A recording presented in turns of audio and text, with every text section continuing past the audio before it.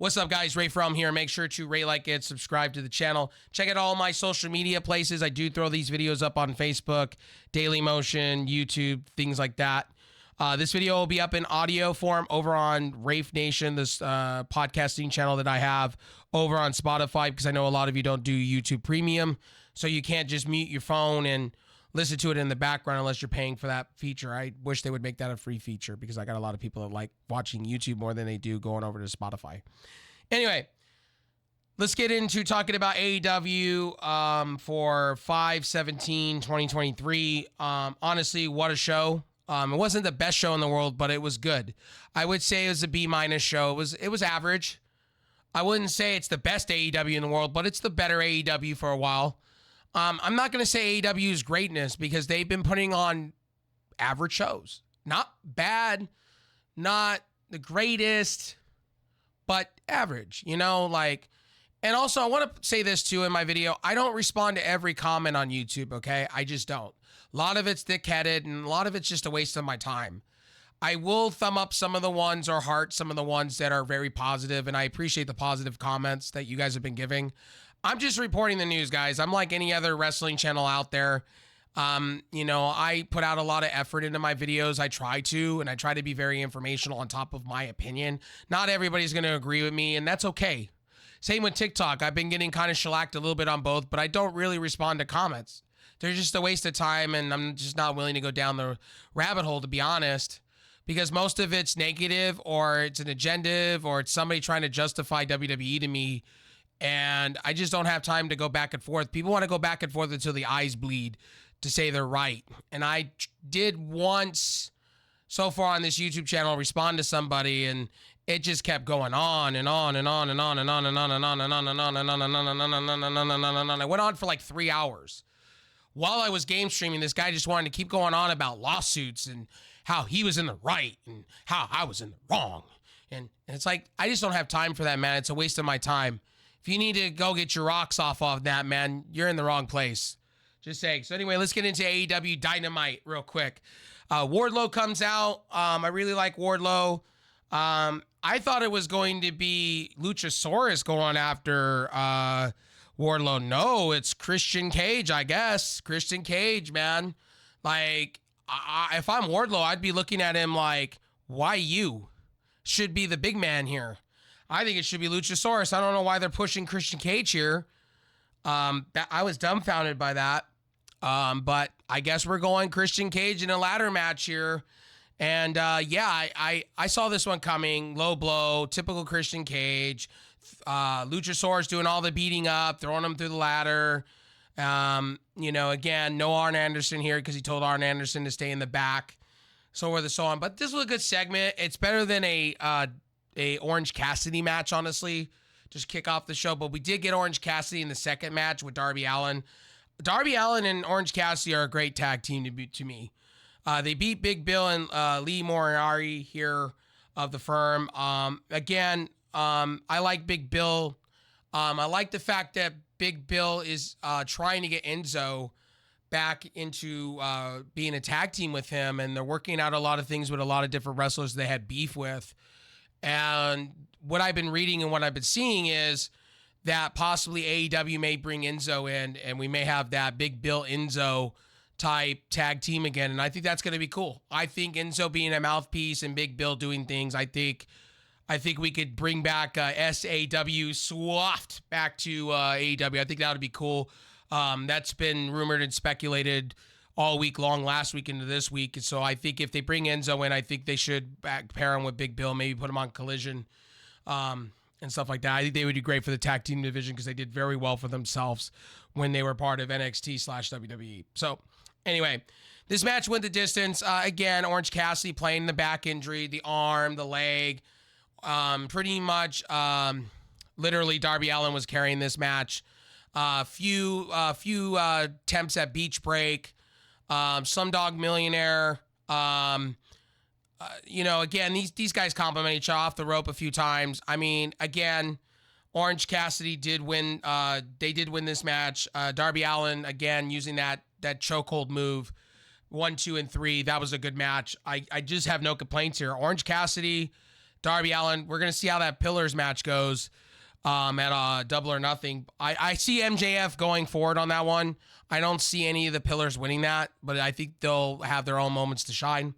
We have the Young Bucks getting approached by the Blackpool Combat Club in the parking lot. They got beat up and been thrown through, not thrown through a car, but hit, twisted the arm of, I believe it was Matt Jackson that's holding his arm. Throughout, they played that out and then pretty much slammed on the hood of the car. So it was pretty much an ambush by the Blackpool Combat Club. Jon Moxley grabs the camera and says that they're the only elite in this bitch, which was pretty cool.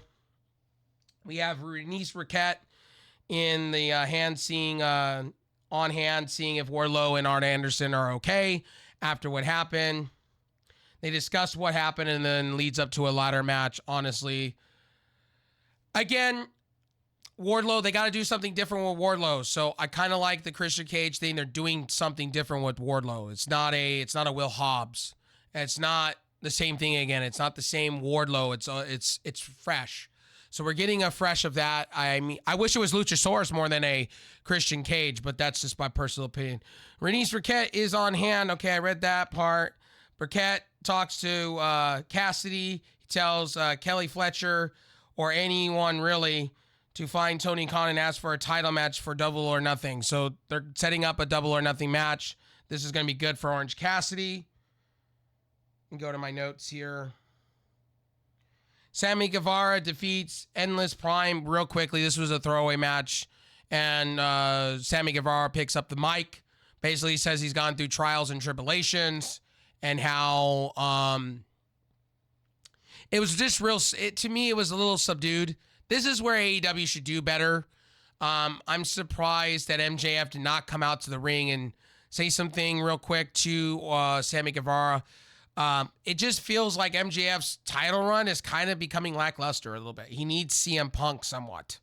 It just feels like he doesn't have that great pairing of people. So he comes out, basically says about the trials and tribulations of when he was in the indie scene and how he's come here, he's made mistakes. Now he's proven himself and he's going to win the title belt to, put it all together. I don't think Sammy Guevara is going to be winning that title, but I digress. Tony Schiavone tries to have a summons of Jay Lethal and Jeff Jarrett, and FTR beats the living shit out of them. Chairs, back and forth, rips the pants, back and forth in the ring. Again, great showing here from FTR. That's what FTR needs to do. I don't know why Jay Lethal and, again, Jeff Jarrett, I just don't get this, but, I digress. It's not for me to understand. I guess Tony Khan is high up on Jay Lethal and Jeff Jarrett. I think Jeff Jarrett and Jay Lethal should be on Ring of Honor personally, but that's just me. They're not main event talents anymore. To me, it's just my personal opinion. They're like mid-card at best. And Jay Lethal is better than what he is. But I digress. Gets a twin guitar shot. Tag teams take twin guitar shots, and that's how that ended, that whole segment. So that was another throwaway segment. Then we had Roderick Strong versus Chris Jericho. Now, that was the match of the night. It was really entertaining. At first, I thought Chris Jericho was going to fall down a flight of stairs. I was like, oh my God, they're really going to do this. Really, they're going to do this. Chris Jericho's dead. But again, it set up for Adam Cole because he was banned from the arena. Came out, gave him a super kick, the boom, and then did a running knee. And then pretty much Roger Strong did his finish, and it was a 1-2-3 thing. I marked out when they got the sanitizer out and into his eyes and then the ice cream into his face. I mean, I thought that was pretty cool and funny. But overall, again, AEW, again, putting on fun, entertaining shows. It's not bad. And then MJF hitting the mic from Maurice Burkett.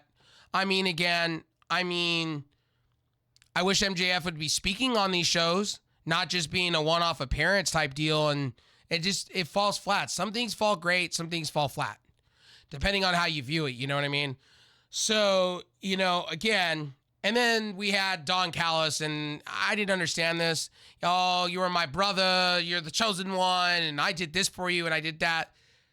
Is he part of the Bullet Club, or is he part of the Combat Club, or the beat up Combat Club? They're supposed to be the real elite. The Blackpool Combat Club, I should say. Sorry, I butchered their name. Is he part of it? Is he not part of it? You know, where's Kateshita out of all this? Again, it screams Kota Ibushi's coming. That's what screams to me out of all this.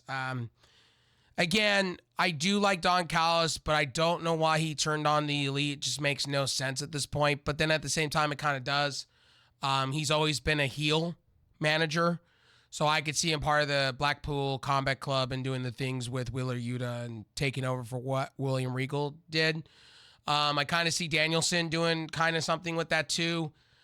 So, you know, again, you know, the whole thing I did for you and blah this and blah that. And then, you know, the Elite come out, get beaten by the Blackpool Combat Club. And then Kenny gets up. It was just maddening. It was maddening to me.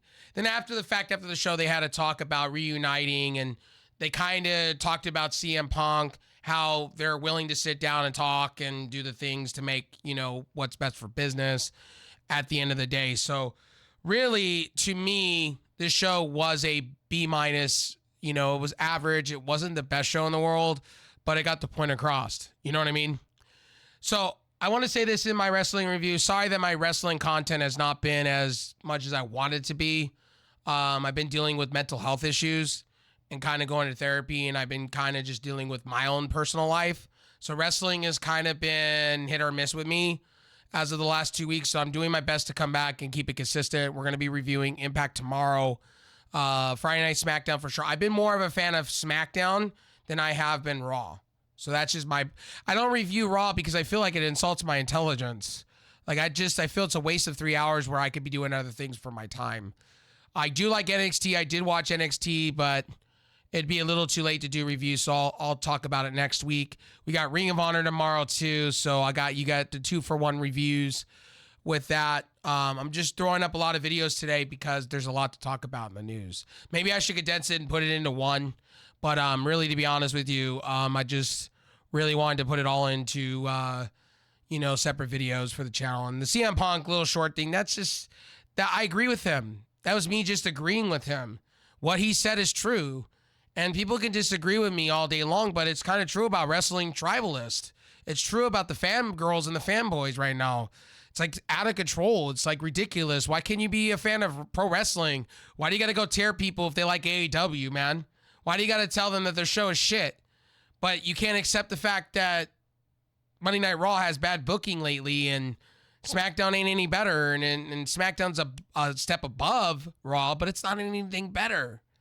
And yes, I'm happy to see Seth Rollins, to be honest with you, getting close to a championship title. I think he deserves it. He's been carrying Raw on his ass, on his back for months.